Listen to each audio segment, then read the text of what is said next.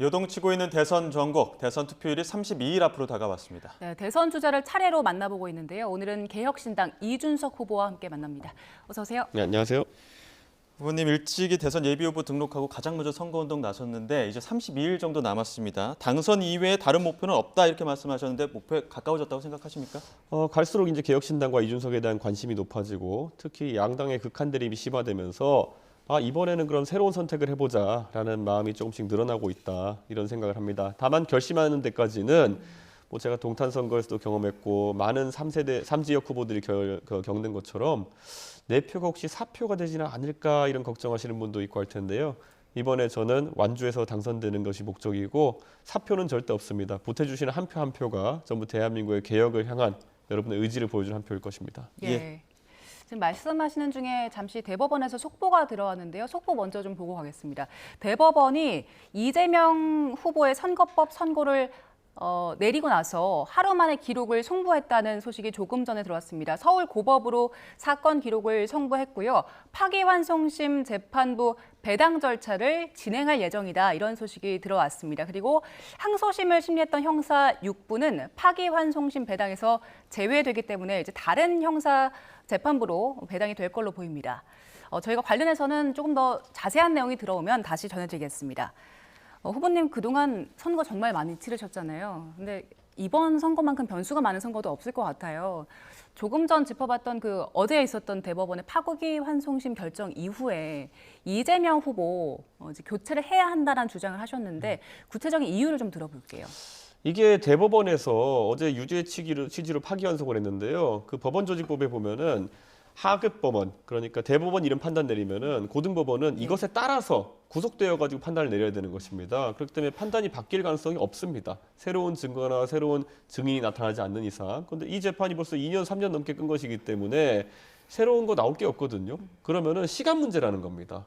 그러니까 지금 우리 상황을 비유하자면요. 시한부 상황인 이재명 후보가 나와가지고 생명 연장의 꿈을 꾸는 거거든요. 저는 이거는 대한민국의 미래를 위해 옳지 않다. 대한민국의 미래 비전을 놓고 경쟁해야 될 대통령 선거가 어떻게 한 사람의 생명 연장을 위한 그런 선거가 되느냐. 저는 이거는 대한민국 국민들께서 어제 이재명 후보 말씀하셨던데요. 국민이 선택하는 거다. 국민이 저 사람 버려야 됩니다, 이제. 네, 저는 더 이상 이제 윤석열, 이재명의 치킨 게임 이런 것들 지속되기 위해서는 우리가 국제 글로벌 경쟁에서 과학기술 패권 경쟁 다른 나라는 이런 거 하고 있는데 왜 우린 방탄, 생명 연장의 꿈 이런 걸 지금 다뤄야 되는 겁니까? 예. 저는 이재명 대표가 본인의 뜻으로 물러나지 않는다면은 선거를 통해 가지고 정리해야 된다 봅니다. 민주당 후보 교체는 없다. 이거 선거 개입이다 이렇게 이야기를 하면서 강행 의지를 밝혔는데 만약에 이렇게 강행을 하게 된다면 어떤 시나리오를 좀 예상해 볼 수 있을까요? 지금 대법원 입장에서는 어제 판단을 내린 뒤에 민주당 의원들이 보인 반응이 굉장히 불쾌할 겁니다. 뭐 한 달 내로 어떻게 되는지 보자라든지 이건 사실상 사법부를 협박하는 거거든요. 그래서 대법원도 뭐 정해진 규정 내에서 최대한 빠른 일정으로 움직이지 않을까라는 생각하고요. 저는 민주당에 있는 분들이 이렇게 사법부를 협박하면서 한 달의 시간을 어떻게 보낼지 모르겠지만 대한민국 위에 불행한 선거가 될 것이다. 국민들이 빨리 이 중도층과 또 합리적인 많은 국민들이 이재명 후보에 대해서 추상과 같은 그런 심판을 내려야 된다는 생각합니다. 예. 그리고 오늘 한덕수 전 총리가 조금 전에 이제 기자회견하면서 출마 선언을 했는데요. 일단 그 기자회견 보셨습니까? 예, 봤습니다. 어떻게 보셨어요? 저는 뭐 한덕수 총리가 나오면서 본인은 사심이 없는 사람인 것처럼 그래서 3년만 하고 이제 물러나겠다는 취지로 말씀하신 것. 뭐 그 취지는 높게 평가합니다만 그런 리더십이 과연 지금 대한민국 국민들이 원하는 것일까에 대해서는 저는 좀 생각이 다릅니다. 왜냐하면 지금 아까 말씀드린 것처럼 트럼프와의 무역 전쟁이라든지 아니면 또 과학기술 패권 경쟁, 중국이 부상하는 상황에서 이걸 어떻게 대처할지 그래도 한 5년 정도 되는 비전을 가지고 국민들에게 소구해야 되는데 정치적인 면만 강조해가지고 3년만 하고 물러나겠다. 이런 것들이 그렇게 패기 있어 보이진 않습니다. 그래서 저는 한덕수 총리님이 저와는 뭐 사적인 인연도 있고 저에게 잘해주시는 분이지만은 이 비전을 놓고는 치열하게 경쟁해야 될 상황이다 이렇게 봅니다. 예. 근데 한덕수 전 총리는 계속해서 이 단일화 이야기를 했고 또 빅텐트 이야기를 하면서 그 축에는 이준석 후보도 여러 번 언급이 됐었거든요. 물론 한덕수 총리가 직접 언급하진 않았지만 말이죠. 그래서 이 후보님도 이제 묻지마 단일화에 능할 생각 없다 이렇게 말씀하셨는데 이 생각에는 여전하십니까? 제가 그 국민의힘의 주자 중에서도 그 과학기술이나 미래의 담론을 공유할 수 있는 안철수 의원이라든지 아니면 또 행정면에서 저에게 많은 가르침을 주셨던 오세훈 시장이라든지 아니면 또 젊은 세대를 위한 아젠다를 함께 고민해온 홍준표 대표 같은 경우에는 제가 논의하고 이럴 공간이 좀 열려 있는데요. 예. 안타깝게도 지금 이제 국민의힘의 그 최종 후보군에 잔류하는 두 분 같은 경우에는 김문수 후보 같은 경우에 탄핵에 대한 이견 그리고 또 한동훈 후보 같은 경우에는 도대체 저분이 왜 정치를 하는지 알 수 없는 그런 지점이 있어가지고 소통이 어렵거든요. 근데 한덕수 총리님과는 저는 대화는 우선 해보겠습니다. 그 대화가 뭐 정치적인 담론이라기보다는 저에게 워낙 항상 잘해주셨던 총리님이고 그리고 또 정치를 하신다고 하니 어떤 뜻인지 궁금해서 제가 한번 만나 뵐 수는 있을 것 같습니다. 예. 그러나 아직 그 이상의 것을 논의하기는 좀 어렵습니다. 만약에 만나서 대화를 나눴는데 납득할 만한 이야기가 나온다면 단일화 그리고 빅텐트에 합류할 의향도 있으세요? 지금 밖에 깔려 있는 것만으로 제가 납득할 부분이 없어 보입니다. 제가 오히려 공개적으로 몇 번이나 한덕수 총리님이 왜 지금 상황에 정치를 하시겠다고 하셨는지 저는 이해하지 못하겠다 그런 이야기를 한 것처럼 제가 뭐 훌륭한 선배님을 모시는 입장에서 제가 대화를 해볼 수는 있겠지만은 저는 단일화나 빅텐트는 응할 생각이 없습니다. 이렇게 단호하게 말씀하시는데 계속해서 그 빅텐트 상수로 놓는 기류도 좀 보이거든요. 그 이유는 어디에 있다고 보세요? 아무래도 정치를 좀 가볍게 보시는 분들이 뭐 뭉치면 이긴다 이런 얘기를 좀 많이 염두에 두고 정치를 하시는 것 같아요. 근데 우리가 과거에 통합이란 단어가 들어간 당명을 가진 그런 당들이 항상 선거에 패배했다는 징크스도 있거든요. 미래통합당, 민주통합당, 통합진보당, 그다음에 뭐 대통합민주신당 이거는 국민들이 가치나 아닌 비전을 통한 어떤 의견을 모으는 것이 아니라 갑작스럽게 선거에 질 것 같으니까 모인 연맹체 이런 것들에는 굉장히 정치공학적이라는 판단을 하시는 것 같아요. 예. 저는 이번에도 한 달여 남은 대선을 앞두고 이런 정치공학적 움직임이 있는 것에 대해서 굉장히 국민들이 부정적으로 평가할 것이다 이렇게 생각합니다. 지난달 30일에 오세훈 서울시장 만나셨잖아요. 예. 오세훈 서울시장이 빅텐트의 가교 역할을 할 것이다 이런 관측들도 나오던데요. 제가 오세훈 시장님을 만나 뵌 것은 오세훈 시장님의 뭐 디딤돌 소득이라든지 여러 가지 훌륭한 복지 정책에 대한 관점 그리고 또 사실 오세훈 시장이 행정면에서 저에게 가르침을 주시는 게 많기 때문에 예. 이렇게 교류하는 것이지 정치적인 면에서 오세훈 시장님이 어떤 가교 역할을 하실 거란 기대는 아직 하지 않고 있습니다. 그래서 언론 해석이 좀 앞서 나간 것 같긴 한데요. 예. 어쨌든 오세훈 시장 그리고 홍준표 대표 그리고 안철수 의원 등의 훌륭한 정책 같은 것은 저희 캠프에서 또 받아들여가지고 예. 그분들의 꿈까지 이번 대선에서 실현낼 수 있도록 그렇게 하겠습니다. 예.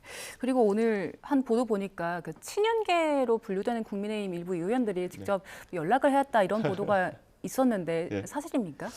저랑 원래부터 친분이 있는 분도 있었고요. 예. 좀 급작스럽게 연락이 오신 분도 있었는데 대체적으로 좀 최근에 국민의힘 내에서 그 당시에 2022년도에 이준석이란 개인에게 가했던 그런 린치에 가까운 것들에 대해서 좀 생각이 바뀌는 부분들이 있다라는 이야기를 하셨는데요. 저는 그것은 중요하지 않다 생각합니다. 왜냐하면 제가 뭐 그런 옆구리 찔러가지고 무슨 사과 받으러 정치하는 것도 아니고요. 그것에서 뭐 사과를 받거나 아니면 어떤 입장 변화가 있다 해서 지금 뭐 단일화나 빅텐트에 대한 제 입장이 바뀔 수가 없습니다. 예. 그거는 뭐 이렇게 굳이 표현하면 당해본 개인 입장에서 그런 것들 신뢰하기 어려운 것도 첫 번째일 것이고요. 두 번째로는 그거 이상의 어떤 변화가 실질적으로 수반돼야 되는 것인데 그렇지 않을 것 같아가지고 전혀 흥미가 없습니다. 예. 앞서 후보님 그 김문수, 한동훈 후보 이야기도 잠시 해주셨는데 비상경과 조기 대선에 책임 있는 사람들과 함께하기 싫다 이런 발언도 해주셨고요. 이러한 같은 취지의 발언으로 봤을 때는 김문수, 한동훈 후보와는 뭐 정책적인 대화나 이런 것들도 좀 불필요하다고 보시는 겁니까?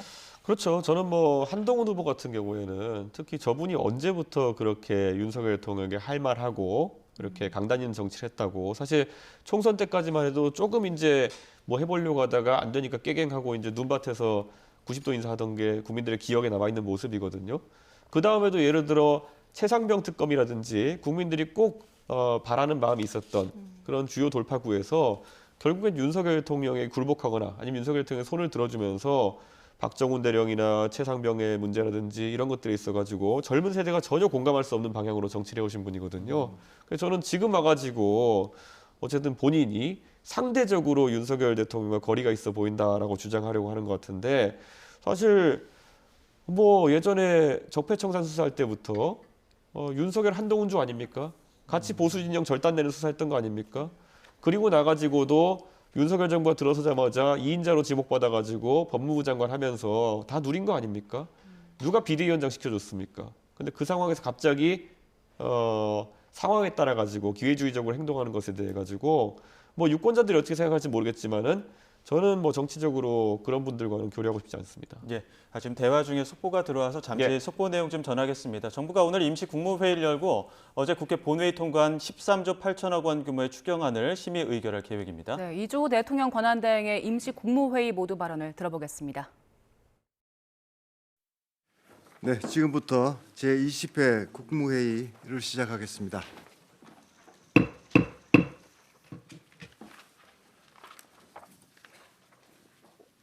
오늘 저는 대통령 권한대행이라는 무거운 책무를 맡게 되었습니다. 막중한 책임감을 느낍니다. 저와 장관님들은 오직 국민과 역사의 평가만 두려워하며 우리에게 주어진 마지막 소임을 다해야 하겠습니다. 새 정부가 출범하기까지 30여일 남았습니다. 무엇보다 저와 내각은 헌법이 부여한 책무에 따라 국가 안보와 국민 안전을 굳건히 지키고 새로운 대통령을 선출하는 선거 전 과정이 투명하게 관리될 수 있도록 빈틈없이 지원하여야 합니다. 얼마 남지 않은 기간이지만 국익과 국민을 위해 너무나 중요한 과제들이 우리 앞에 있습니다. 미국과의 본격적인 통상 협의, 어려운 민생 경제 살리기, 반도체 AI의 글로벌 기술 패권 경쟁 대응 등 그 어느 하나에도 소홀함이 없어야 하겠습니다. 우리 모두가 권한대행이라는 자세로 마지막 남은 30여일 동안 혼신의 힘을 다해 국정을 챙겨야 합니다. 마지막으로 장관님들과 공직자분들께 몇 가지만 당부드리겠습니다. 첫째, 장관님들의 책임 있는 자세입니다. 지금까지 그래 오셨듯이 장관님들을 중심으로 모든 부처는 마지막까지 소관 현안에 대해 투철한 사명감을 가지고 책임 있게 마무리해 주시기 바랍니다. 둘째, 정부 부처의 하나된 자세입니다. 통상 이슈, 국민 안전, 민생 경제 살리기 등 주요 국정 현안에 대해 부처 간 칸막이를 없애고 오직 국민과 민생의 입장에서 힘을 하나로 모아주시기 바랍니다. 셋째, 공직자들의 섬기는 자세입니다. 대통령 선거를 앞두고 공직사회는 철저히 정치적 중립을 지켜야 합니다. 아울러 모든 공직자들은 정치적 과도 위에 편성해 흐트러진 모습을 절대 보이지 말고 목민지관의 자세로 맡은 바 임무에 매진해 주실 것을 당부드립니다. 어제 2025년도 제1회 추가경정 예산안이 국회 본회의를 통과했습니다. 촉박한 시간 동안 내실 있는 논의를 위해 적극적으로 추경안 심의에 임해 주신 국회와 국무위원 여러분들께 진심으로 감사드립니다. 이번 추경은 정부안보다 1조 6천억 원 증액된 13조 8천억 원 규모로 최종 확정되었습니다. 국회 추경안 심의 과정에서 산불로 삶의 터전을 잃은 이재민의 생활 안정을 위해 마을 재생 사업과 산불 피해로 어려움을 겪는 지역 경제를 살리기 위한 다양한 사업들을 새롭게 발굴하였습니다. 또한 AI 분야의 글로벌 경쟁력 강화를 위해 기업 학계에 대한 고성능 GPU 임차 지원도 대폭 확대하였습니다. 저소득 다자녀 가구의 등록금 부담을 덜어드리기 위해 국가장학금 한도를 최대 7% 인상했고 서민들의 장바구니 물가를 낮춰드리기 위해 농축산물 할인 지원도 대폭 늘렸습니다. 최근의 건설 경기 부진을 보완하기 위해 임대주택 공급, 도로, 철도 등 SOC 안전투자 예산도 8천억 원 추가 반영하였습니다. 이번 추경은 그 무엇보다도 속도가 생명입니다. 국회에서도 이에 충분히 공감해 주셨기에 이번 추경은 최근 20년 내 가장 빠른 11일 만에 국회에서 통과될 수 있었습니다. 이제 정부가 책임을 다해야 할 차례입니다. 모든 부처는 도움이 절실한 분들께 추경 예산이 하루라도 빨리 닿을 수 있도록 집행에 만전을 기해 주시기 바랍니다. 정부는 앞으로도 민생의 목소리에 귀를 기울이면서 필요한 지원들이 적기에 이루어질 수 있도록 끝까지 모든 힘을 다하겠습니다. 감사합니다. 네, 이주호 권한대행의 모두 발언 함께 듣고 오셨는데요. 어제 그 국회 본회의를 통과한 13조 8천억 원 규모의 추경안이 추경안 돼서 정부가 최종 확정을 했고요. 관련해서 들어오는 내용은 저희가 이어진 뉴스에서 좀 자세히 정리해드리겠습니다. 저희는 이준석 후보와 이야기를 좀 더 이어가겠습니다. 앞서서는 전국 상황에 대한 이야기 들어봤고요. 이제는 후보님 이야기를 좀 해보겠습니다. 지난 총선에서 경기 화성을에서 대역전을 이뤘다 이런 평가 많이 받으셨는데 그때 승리의 경험이 이번 대선에서는 어떻게 적용할까요? 동탄의 주민들이 저를 뽑아주신 거는 우선 동탄 주민들의 그런 정치에 대한 의식이 높은 것도 있지만 한편으로는 양당이 대안이 아니다라는 것을 어느 지역 주민들보다 먼저 알려주신 거다 이렇게 생각합니다. 그래서 젊은 세대가 가장 많이 사는 동탄에서 변화의 씨앗이 싹튼 것이고요. 이번 대선에서도 아마 비슷한 마음이신 분들이 많을 겁니다. 지금 윤석열 통해 계엄을 통해 가지고 구보수 세력과는 완전하게 이제 절연해야 된다는 그런 시대적 변화가 있는 것이고 한편으로는 그것을 기회라고 여겨가지고 지금 국가 운영을 완전히 송두리째 난장판으로 만들고 있는 세력이 민주당이다 이렇게 생각하시는 많은 분들이 개혁신당과 같은 대안으로 눈을 돌리고 있다 이렇게 생각합니다. 예. 민주당은 이재명 대표 선대위 인선하면서 또 외연 확장하려는 모습이 있지 않습니까? 혹시 이준석 후보 같은 경우에는 선대위 구성에서 깜짝 인사나 이런 분들은 없을까요? 저희도 충분히 이미 예를 들어 기업인 출신의 그런 선대위원장이라든지 굉장히 많이 들어와 있습니다. 근데 아마 선거 과정에서 이 3자 구도가 정립되면서 그런 분들이 더 주목을 받을 것이다 이런 생각을 하고요. 적어도 저는 대한민국에서 우리 선대위가 그리고 개혁신당의 구성원들이 가장 젊은 구성원들이 함께하고 있다. 저희 개혁신당의 국회의원들이 모두 80년대생이거든요. 예, 그렇기 때문에 이런 점만 보더라도 다른 정당이 따라올 수 없는 그런 신선한 관점을 가지고 있다 이렇게 생각합니다. 이제 80년대생들 젊은 정당임을 강조해 주셨는데요. 또 반대로 좀 연륜이 있는 인사들을 영입하면 한층 더 노련해질 수 있지 않느냐 이런 이야기도 나올 것 같아요. 실제로 뭐 저희 개혁신당을 만드는 과정에서부터 항상 저에게 훌륭한 조언을 주셨던 김종인 위원장 같은 분도 계시고요. 실제로 저희 당에 지금 선대위원장 활동하시는 중에는 자치단체장 출신의 인물도 있고요.